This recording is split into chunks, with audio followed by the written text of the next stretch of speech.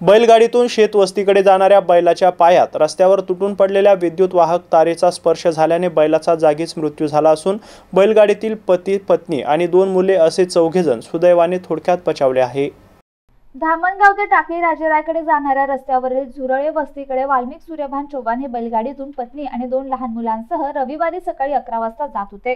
राहुल मोरे यांच्या गट नंबर 46 जवळील रस्त्यावर शनिवारी रात्रीपासून विद्युत वाहक तार तुटून पडली होती। या बाबतीत काही नागरिकांनी विद्युत विभागाकडे माहिती देऊनही त्यांनी ही तार बाजूला केली नाही आणि यातील विद्युत पुरवठा बंद केला नाही।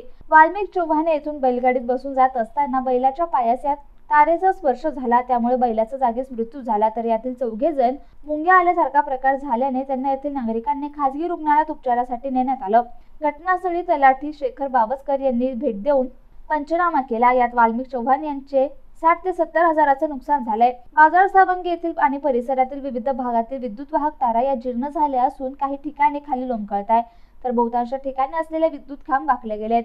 विद्युत मंडळाने पावसाळ्यापूर्वीच एक दखल घेणे गरजेचं असतानाही याकडे दुर्लक्ष केल्याने हा अपघात घडला असल्याचं माजी सरपंच विजय चव्हाण यांनी सांगितलं। सय्यद लाल, MCN न्यूज, बाजार सावंगी।